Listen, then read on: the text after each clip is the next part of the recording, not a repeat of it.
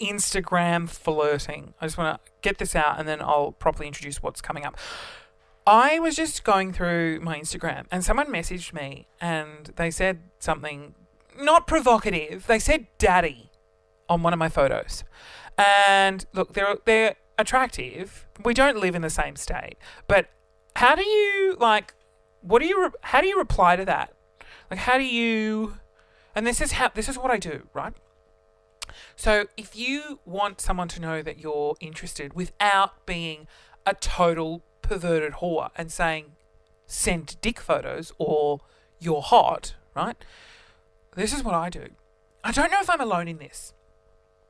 You go through, right, their photo reel and you just like the photos where they're like shirtless or scantily clad. You just like them. And so when they look at photos, like when they look at that, what have you liked? All you've liked is, it comes up with like all their nudes. Like you've liked all of their nude photos. Sorry, I just got a text message. Oh, that's nice. Anyway, it's from Sonda. Thanks, Sonny. Anyway, you just like all of their shirtlessy, scantily, slutty photos. And then when they check, they're like, oh, Christian only likes the ones that I'm shirtless in. I'm going to send him a dick photo. That's what I hope for. I just did that with a few people. Welcome. This is a podcast called Complete Drivel, where I talk about penises and other such junk. Today's episode, we talk about, I've totally forgotten. I've got to go to my notes. Oh my God. I've got this Ask Me Anything. I signed up to this thing. Sarahah. I don't know what it's called. Sarahah. Sarahah. Really pointless. You don't need to know the name. On my Instagram page is a link to it at Christian Hull. Now, I want you to go and message me questions that you'd be too ashamed to ask with your name attached to them. I don't, like, it's very nice. Some people have been like, love the podcast. I'm like, what am I going to do with that? Thank you so much. Put that, don't send me messages of love and support. Put those in reviews. That's genius. 5-star reviews only, please. Some people been leaving me 1 star. How dare they? I said, don't leave a 1-star review. Leave a 5-star review with a 1-star comment. Right? I give this podcast 5 stars, but it's only worth 1 because of these reasons. What a needy bitch. Okay. So you go and you leave your anonymous question. Make it dirty and sexual because I'm running out of dick stories. So this is the one that I got. Sometimes it jogs my memory of dick stories I haven't shared with you. What's the biggest and smallest dick you've had? Okay. And then one is, do I take or receive? Let me answer that one first. I don't take, I did, or receive. Oh, no, wait. Which is which? That's the same thing. Do I take it up the butt or do I receive it up the butt? Do I give or take? Oh, my God. Why did I make that so confusing? I don't like things going up my butt because that's an exit hole. Okay? God designed that. Or I don't believe in God. I believe in Moses. Moses designed that as an exit-only hole. Although the prostate is up inside your butt. And I've stuck my finger inside some guys' butts, and so here's a tip. You put your finger inside a dude's butt, right? Obviously, you want it to be in order. You know what I mean? So you stick your finger upside dude's butt. And, like, you've got to do, like, your rude finger. And I'm sure I've given you this as a tip. And you put it in, and then you can feel, like, the prostate is, like, inside. So you hook it in. And then you massage it like you put a light bit of pressure. Someone told me you put the pressure like you would on your eyeball. So you don't poke too hard. You just put, like, light pressure. It feels like an eye anyway. So if, like, close your eye, put your finger on your eye, it feels like that. It's maybe a bit more mushy. Right? So you massage it. Causes intense pleasure. I've never had that happen to me because I just don't like things going up there.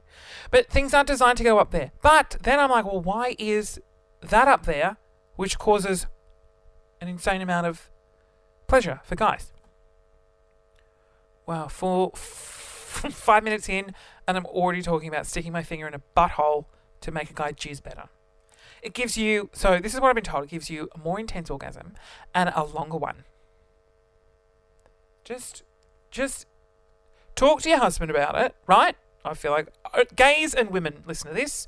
Straight guys, I feel like, aren't represented on this podcast. They don't listen. If you're a straight guy, just try it. Even though I don't want to try it, because things going on my butt is so uncomfortable and it hurts. Try it. Or like allow someone to do it for you. Don't do it yourself. It's like really hard to get in there. Try just lots of spit or lube, slot it in, but then you've got to like do things with the shaft as well. Like, you can't just like stick your finger in and hope that it works. You've got to like give a bit of a handy, a bit of a wristy as well. Sex lessons with Christian. Anyway, yeah, so you stick it in, you do that, and then you'll know, the person doing it knows, when it starts to get like really firm, they're about to like jizz everywhere. So like just be prepared. And it's really intense. So that was do I take or receive? Wow. And then I just give my finger. Sometimes, do I take or give? Sometimes I will, put my dick in someone else. But it's not often. It's getting more often. Like I'm slowly getting to the idea of what we call in the gay world just being a top. I'm like top only. There might come a time where I'm both. But I just give. A lot of people say that I remind them of a power bottom, which is someone that just gets fucked up the ass. Like, just that's all they want. They only want that. Power bottom. I think that's what it is. I give off power bottom vibes. No, I wasn't even before. Like, I have had dicks inside of me before. Oh my God. I'm so sorry to my cousins who listen to this. Come on, you've got to know I've had dicks in me before. I'm gay. All the gays have had... my cousins have had dicks in them before. They're women. Shout outs to Kate. Love you. Oh, it's really awkward. Okay, so that was that question. So this goes with the next question. What's the biggest and smallest dick I've had? Well, I haven't had... I wonder how big the dick was that I did have. I think it was pretty... The first one that I had was a little bit bigger than average. And then the other ones were... I haven't, like, if you look at your fist and your arm, no, not that big. I don't know. Definitely not, no, banana's too big. It was not that big. First time, I would have, like, been torn in half. I don't know. Pretty average. I've been penetrated by, I think, averagey, above average. No more. I had a guy over and he really wanted to like stick it in, and he sort of, I tried to let him because I was like, oh, well, let's try. Couldn't do it. Oh my God, it was the most painful thing ever. Oh, it was so uncomfortable. He didn't get it in. I was just so, yeah. Anyway, okay, let me talk about the biggest and smallest. So I had a guy over recently. Obviously, African American. Hello, massive. This guy. Now, look at your arm now. Look at is it forearm and closed fist? I kid you not. His was bigger than that. It was so big. Like I couldn't even get it in my mouth. It was so big. Anyway, he didn't come over and this is, you feel bad for them.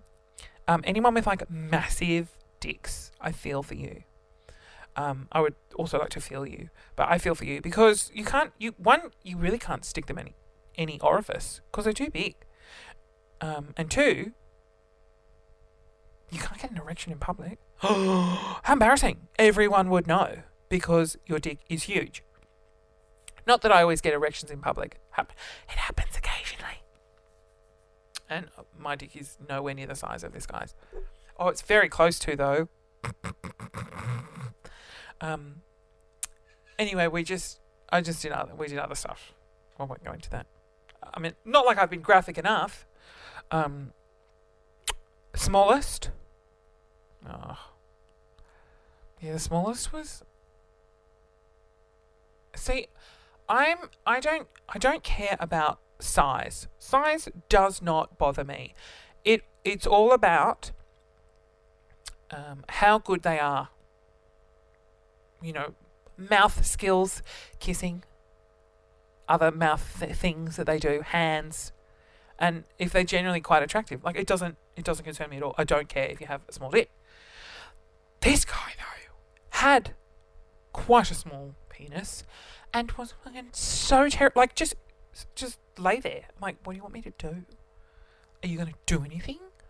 Like, there's only so much I'm willing to. Like, hello, are you asleep? Oh, like selfish. You just didn't even do anything. Anyway, and it probably would have been. It was really small. Imagine. No, that's even too big. I was going to say like your index finger and your like middle finger together, like put them together. But it was probably like as long as your index finger, but a bit thicker, but not as thick as your two fingers together, like that. Like, anyway, dick chat. Okay, great. That was that. So if you have a question, please make it a good one. Not like, what's your favorite color? Ugh, boring. Go to my Instagram, which is @ChristianHull. There's a link in the bio, and you can leave an anonymous question. For those that do follow my Instagram, you would have known around Christmas time. Christmas Day? Was it Christmas evening? I got very drunk. I didn't have any intention of getting drunk. A friend of mine is like a bar manager. He's like a event manager, and he manages managed huge pubs in Sydney. Massive. Can't think of the name. I'm probably not allowed to give the name anyway. Anyway, so he makes these cocktails, and he made one. I was like, no, I don't want to drink. He's like, no, it's not much alcohol in it. He was trying to get me drunk to rape me. Oh, I shouldn't say that. That's really inappropriate. I mean, he was trying to get me drunk to sleep with me. He wasn't. But he could have easily with that one. So he was like, no, it's not much in it. And he gave it to me, and it didn't taste like there was anything in it. It just tastes like a bit of wine. It was very fruity. And it turns out there was 3 standard drinks in each one. I had 3 of these, right? So that's 9 drinks for someone that does not drink. I was wasted. It's elderflower. I think elderflower was the killer because it's so sweet, delicious, but it just tastes like sugar. It doesn't taste like alcohol. So I had 3 of these. I was so drunk that I filmed part of it on my Insta story. Some people thought I was hamming it up. I promise you, totally real. This is why I don't drink, because I get really annoying and people think I'm hamming it up. I'm not. I'm just really, really an annoying drunk. Like, oh my God, I'm so drunk. I say that every 6 seconds when I get wasted. I hate that because it's just, I'm so annoying. Oh my God, I'm drunk, everyone. Oh my God. Oh yeah, shut up. We get it. So I'm filming myself and my brother, he was way more drunk than I was. We were walking home, and we were just at our neighbours, and we were walking, it was a couple of houses down, and it was like stumbling, like, oh, Nick, where are you? Where's the house? I can't find the house. Then I fall on the ground, and then I lay on the ground, and then I'm sitting on the ground, and it's pretty, like I woke up, totally forgot I'd done this. I did an Instagram live. How mortifying. Luckily, I had the wherewithal when the Instagram live finished to not make it available for like 24 hours. I was like, no, I don't want that available. I'm pretty sure Sober Christian won't want this available for 24 hours. So Drunk Christian was like, I won't. I'll do him a favour and not make this available. But I did like 2 Instagram lives. Apparently I did 3. 3 Instagram lives. One out the front of our house, just being an idiot. And then I'm sitting there with my brother, and Dad comes out because we thought we were being quiet at 1 a.m. out the front of the house. He's like, hey boys, you all right? And I'm immediately like, yes, this is what I thought I sounded like. Yes, Dad, I'm fine. Thank you for checking in on me. I actually sounded like this. Yes, Dad, I'm fine.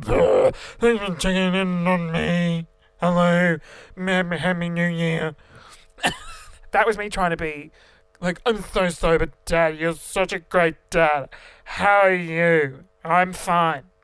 Nick was like, Dad, you're the best dad ever. Like, Nick, stop it. You're being drunk. We're not drunk, Dad. We're fine. And then for some reason, I just remember waking up in the morning and it's being filled with regret. So much regret. And then a lot of messages from people being like, your Instagram was so funny. I was like, what? my story. You're live. I'm like, oh, shit. That's right. I did a live. I think I sung some Mariah Carey. So when I say I don't drink, I just choose not to drink because I turn into an annoying, embarrassing human being. Oh, here's something I did sober that was also embarrassing. I was crossing the road. And look, I'll admit I was at fault here, but it still made me so angry. Her reaction made me so angry. So imagine you're at a set of lights. So I'm walking up to a set of lights. It's 2 lanes and a tram lane in the middle. So it's like 3 lanes. This is in Melbourne. And right before the light... No, right before... how do I explain this? What I want to do is push the button. The light changes, then the little man goes green so I can cross the road. But I just missed pushing the button in time for the little man to go green. So the lights change, the man doesn't go green, and I'm like, well, normally he goes green, I'll just cross. It'll be fine. There's no cars. Anyway, I step out onto the road, and on the other side, I could see her was a woman, and she came around the corner. I was giving her plenty of room. And she looked at me and went, "You can't walk," out the window. I was like, "I see you, bitch. You're the only car here." And I was in a public place with my headphones in. No music was playing. And she was like, "You can't walk." Within an instant, I was like, I've lived here for 4 years. I know I can walk. I have time. You're a little... Oh, mate. I was so angry at her. It's like, well, just focus on driving, you stupid woman. Get the GTFO. So, across the road, and this is what happens. So this is what happens. Light changes, I push the button, I miss the little green guy, so I launch onto the road. I check, there's no cars, but her. She turns the corner, nowhere near me. I wasn't in her way. I was on the other side of the road. She was on the other side. And then she turned and she went, "You can't walk." And I went, this at the top of my lungs, "Oh, fucking focus on driving. I can walk. I've got plenty of room." And then I sort of realised in that moment that I, in fact, yelled that at the top of my lungs at her. I no longer can I just internalise my anger. I've become a person that now vocalises. There's no internalising anymore. It's vocalising. And it felt like I didn't have a choice in the matter. It just happened. I just yelled at her. And then she is gone. And I turned and saw a lot of people looking at me like I was some crackpot drug addict that really blended in the area. And then I realised that I'd screamed at her to fuck off. And I then do what I always do when I'm wearing headphones and I embarrass myself. I pretend to be on the phone. And so I grabbed my headphone and pulled it out in front of me so people could see that I was on the phone. You know how you talk with your hands free so your hands can be free, but I always hold my hands very closer to my mouth. So I do that so people immediately see that I'm on the phone. I wasn't on the phone. And I'm like, "Oh my God, Stacey, you'll never guess what happened. I'm so funny. I yelled at this woman. How embarrassing. Blah, blah, blah, blah, blah, blah." Mortified. I was walking as fast as I could to get away from the situation. And it was not the only time it's happened. I've done it before. When did I do it? Damn it, I had that story all ready to go. Yelled at someone. Oh, no, it was at a work function. So we're at a work conference. So all the digital producers come together for this conference in the CBD in Melbourne. And we were then, we had to leave early to go to, we were working at this big, R&B Fridays Live. We were working at this concert. And so we go to it and I hail a cab on the street and the cab stops. But the guy behind the cab holds his horn down. And I'm like, "We need to get in this cab." So the guy behind the cab's holding his horn down. And I look at him and I went, "Shut the fuck up. We're getting in this cab." But what I didn't realise was that I'd yelled this outside the venue where all the people I work with were. And it wasn't this was they had those French doors it was all open. And then everyone's laughing, and I'm like, "Oh, sorry, I'm a bit angry." And this guy's holding his horn down. He gives me the finger, and then he drives off. And I was horrified. I was so horrified. What an asshole. I get so angry.